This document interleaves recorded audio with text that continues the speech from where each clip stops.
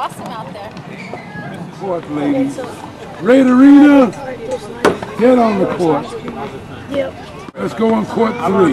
Say Arthur Ashe. Arthur Ashe was, well, let me tell you a little bit about him. He came along when there was no other black players in tennis, and there weren't going to be any. There were a lot of people who could play this game, and they were all over the country.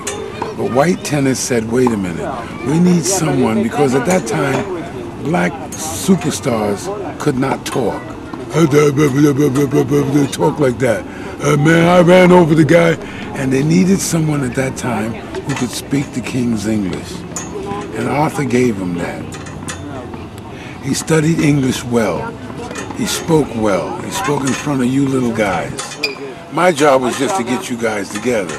See, I know what I'm good at, getting people together. So I use that. I'll be right back because I'm going to go to the bathroom. Okay. My job is just to get people together. Arthur thought nobody ever liked him. You guys go together. He thought he was just a black guy in tennis. But he didn't know the whole the whole world who was black was looking for someone to come and play this game and bring manners to the game, a dress code to the game. And here he came along. He came along in this 59, 60, and he joined the Army. He was in the Air Force. And he learned how to speak the King's English well. And that's why he became famous, not for playing tennis. Anybody can hit a ball. At that time, we needed somebody who dressed well, spoke well, and acted like a gentleman. And then tennis would allow you in it. This is a white man's game, and I said it to you before, and I'll say it to you again. If you act like a thug, you will not get anywhere in this game. Arthur used to tell me, nobody likes me. And then I'd get 500 children to come. And he'd say, wow, Don, how do you do it? I'm saying, how do you do it? There were plenty of guys that could have beat Arthur Ashe. But he had the 3 ingredients that white tennis needed at the time. Someone who could come into the game, who had manners, who spoke well, and who dressed well. He wasn't a #1 for 10 years and #1 for... No. He wasn't known for a winner. At that time, all the tournaments were alphabetical. So AA comes first in the alphabet. He was able to be #1 on every chart. Everybody thought he was #1 for 7, 10 years. But it was just alphabetically he was #1. He played a good game. He lost. He was a gentleman. He knew how to speak. He knew what to say. And everybody loved him because he was the first. How did the game change from wood rackets to the rackets we use now? Oh, from wood rackets to these plastic rackets. I call them plastic rackets because one company makes all the rackets for everybody. They make them and then they ship them in Taiwan to Wilson, to Prince, to Babolat. One company, you send them a design, they ooze them out. They put them in a big vat of plastic. They're much faster, much lighter. You don't get the control that we had with wood. You see my wife and my sister-in-law playing with those old rackets? They've been playing with them for 30 years. That racket they're playing with, Arthur Ashe played at Forest Hills. He gave them to me when he was finished.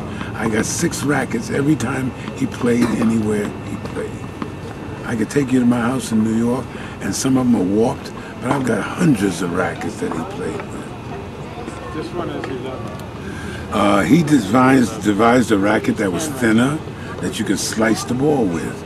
Like a knife, you could slice through the ball. That meant you had backspin, top spin, and you can go around the ball with that racket. You could slice it like a knife. These rackets are all the same.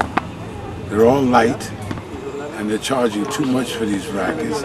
$200 for a plastic racket is absolutely obscene. I've been teaching for 30 years and I've never bought a racket yet. Wouldn't buy one. I wouldn't give anybody $200 for a racket. It's crazy. I wait till Eric says, here, Don, here's a bunch of rackets. My friend owns a store. Here, take them. If I like one, I look it over and I work with it. Other than that, I go back to my heads. Because I played with them for 10 years. Wooden rackets, you had more control. Good afternoon, young lady. More slice, more control. These rackets make you do what you're doing. It moves so fast, it's going like this while you're swinging. Everything is happening like this. You have to make contact and then roll over the ball. The people right now wouldn't be like number one, number two. Oh yeah, all you guys want to be like Nadal, but listen carefully. Nadal just announced that he's not playing tennis. He's not going like this anymore. Why? Because number one, you lose sight for 1 minute. For 1 split second, you lose sight. For number two, it hurts. And if you do that 5 million times, 3 years, you're gonna hurt. You're gonna hurt yourself. And that's what he's doing now. He's changed it now. He's only hitting down here. You see, Federer never hurt because he hits down here. With these rackets, you can hit a ball so fast that you can lose sight of what you're doing. And that's this, getting fancy. Some people grab a racket from here. That's all that was in the old days, getting fancy. You want to be able to hit a ball, make contact, and then roll over it, because the ball collapses for 1 split second. When you hit a new ball, it closes up for 1 second, and it locks into that strings. It goes in. Then you roll over the ball. You can slice a ball this way. You can do anything you want as long as you know what you're doing. But I don't think you guys know what you're doing. Because whoever's teaching you is teaching you to go backwards. And any smart man would drive you back and then drop shot you. That's what you got to watch out for. Someone pushing you back. All of these plastic rackets are not worth a dime. And if you want to see that, all you have to do is go over to a club and look in the garbage can. Yeah, because they break.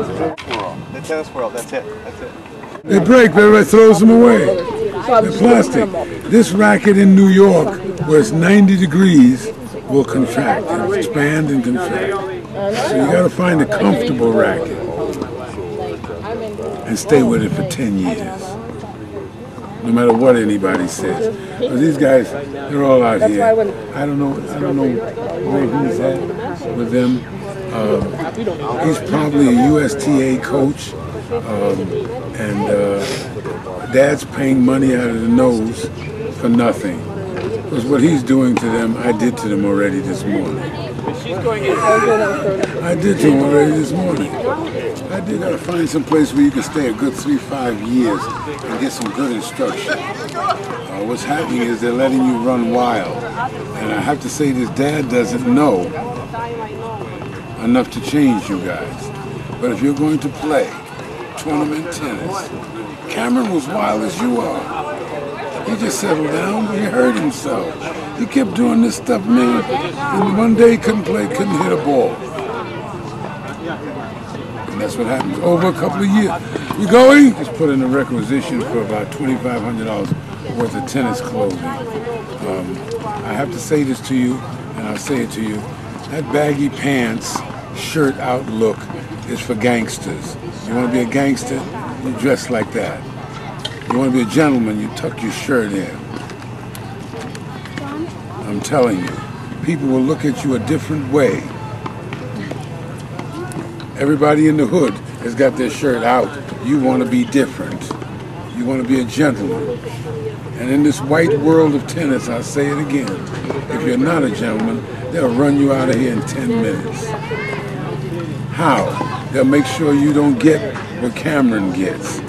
2 rackets every time he plays tennis. Can you imagine somebody giving you 2 Babolat's every time you play a match?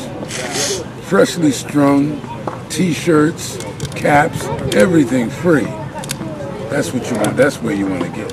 But you can see the difference between Cameron and you.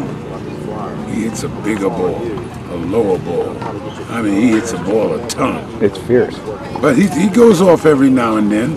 And if you got him on film, you'll see him do that. But he subtly does it. He's slowed down now. Why? Because his wrist hurts all the time. You there, Coach? Hi, thank you, Dad. Thank you. I'll see you Wednesday. Look, huh? Yes.